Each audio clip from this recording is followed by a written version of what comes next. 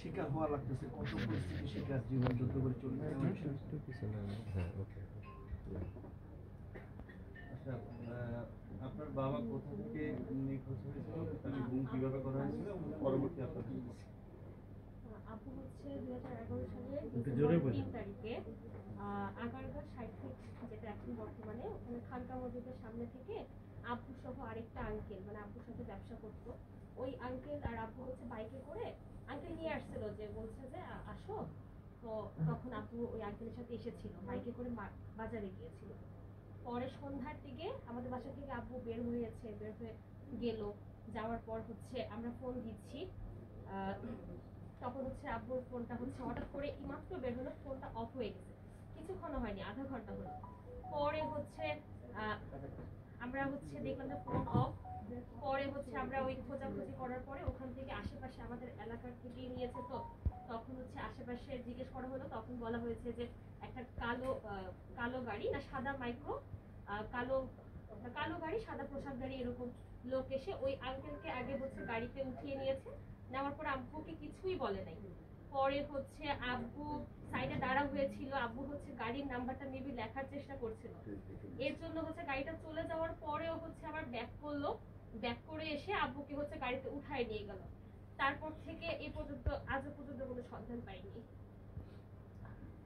মানে আপনারা গণনা যেমন নির্দিষ্ট করে জানে যে আপনারা কিভাবে টেস্ট করতে পারছেন কারা নিচে কি এবং ওই যে গাড়ি হচ্ছে কালো গাড়ি, সাদা পোশাকধারী এরকম লোক আইন শৃঙ্খলা বাহিনীর পরিচয় দিয়ে নিয়ে গেছে, কারণ আমাদের এলাকা থেকে নিয়েছে, তো আশেপাশে যারা ছিল তারা আমাদেরকে বলেছে। কি কারণে তার উপর আক্রোশ হলো? আব্বুকে নেওয়ার জন্য আসেনি, যেহেতু যদি আসতো তাহলে তো আব্বুকে প্রথমেই গাড়ি থেকে উঠায় নিয়ে যেত, যখন ওই আঙ্কেলকে উঠায় নিছে। আব্বুকে হচ্ছে গাড়ি চলে গেছে অনেকখানি, চলে যাওয়ার পরে আব্বু হচ্ছে গাড়ির নাম্বারটা মেবি লেখার চেষ্টা করছিল, পরে গাড়িটা ব্যাক করেছে, ব্যাক করে এসে পরে হচ্ছে আব্বুকে উঠায় নিয়ে গেছে। কি করতেন উনি? আব্বু হচ্ছে সাধারণ ব্যবসা করতো, আমাদের রিক্সার ব্যবসা ছিল, আব্বু তখন রিক্সার ব্যবসা করতো, আর আব্বুর সাথে যে আঙ্কেলকে নিয়ে গেছে ওই আঙ্কেলও রিক্সার ব্যবসাই করতো। তেমন একটা বেশি একটা পরিচয় ছিল না আঙ্কেলের সাথে, মানে হালকা পাতলা চলাফেরা ছিল। ওই দিনই হচ্ছে আঙ্কেল ডেকেছে যে আমার সাথে একটু চলো, আর ওই দিনই হচ্ছে আব্বু গেল, যাওয়ার পর থেকে আজ পর্যন্ত কোনো সন্ধান পাইনি। কত সালের ঘটনা? আজকে 13 বছর, 11 সালের ডিসেম্বরের 3 তারিখে। তখন আপনি কিসে পড়তেন? এবং আমি তখন ক্লাস 6 এ বার্ষিক পরীক্ষা দিচ্ছিলাম।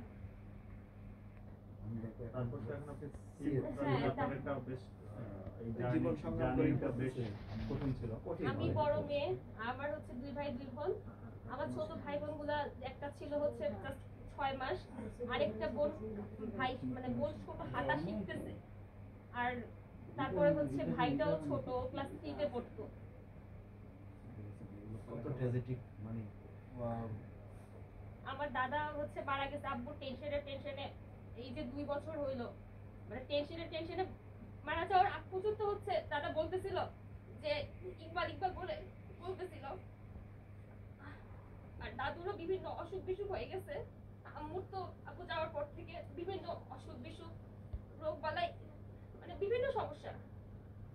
কাকারা অনেক ভালো, তারা আমাদের দেখতেছে, কিন্তু কতদিন, অনেক ভালো।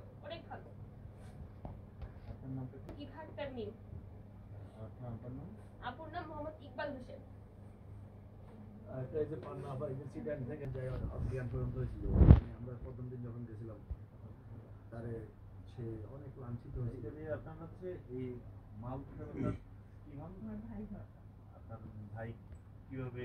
উনি 12 সালের 8 তারিখ 8 ফেব্রুয়ারি স্টেডিয়ামের সামনে থেকে ওনাকে বিপিএল খেলার 2 দিন আগে একটা কালো গাড়ি, কিছু পোশাকধারী লোক ওনাকে, মানে মুরগি যেভাবে ছোবল দিয়ে নিয়ে যায় ওভাবে জাস্ট হাঁটতেছে, সাইড দিয়ে ওনাকে এভাবে নিয়ে গেছে, 5:30 নিয়ে গেছে। তার 10টার সময় আমাদের খবর দিছে। ওনার সাথে একটা শব্দধারী লোক ছিল, আমরা জানতাম না। ওই লোকটা কাছে গিয়ে বলছে, তো উনি আমাদের বাসায় খবর দেয় না, 10টার পর খবর দিচ্ছে। 10টার পর খবর দেওয়ার মৃত্যু থানায় গেছে, বিভিন্ন জায়গায় আমাদের থানায় জিটিও গ্রহণ করে নাই, কেসও নেয় নাই। তারপর ঘন্টা দেড়েক পরে আমাদের কেস নিছে, তারা বলছে যে না।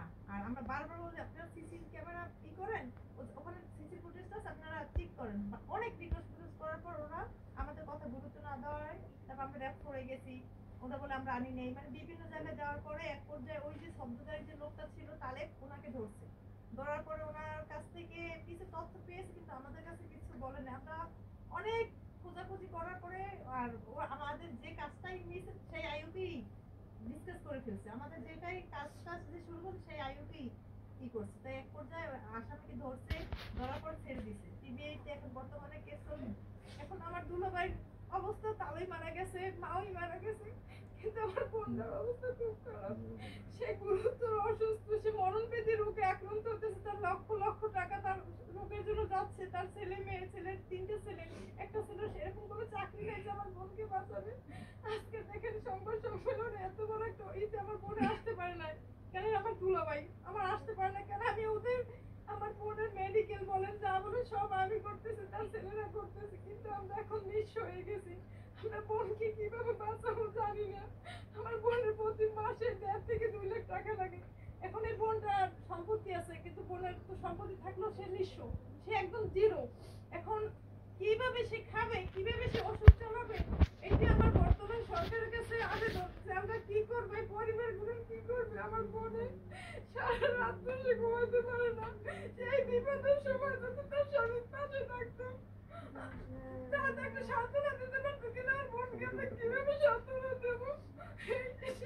এই আমি কি, তার মরণ ব্যাধি অসুখ হয়েছে, আমরা জানি না কি করবে, কারণ তার যে সমস্যা হয়েছে জটিল সমস্যা, সে বলতে বারণ করছে আমি সন্তানদের ছিল জানাই না, কিন্তু আমার এই বোনকে নিয়ে আমি দাঁড়িয়ে দাঁড়িয়ে ঘুরতেছি। আমি এখন কি করবো আমি জানি না, আমার বোনের কিভাবে আমি ট্রিটমেন্ট করবো। আমাদের কান্না সরকার শোনে না, দেখেন।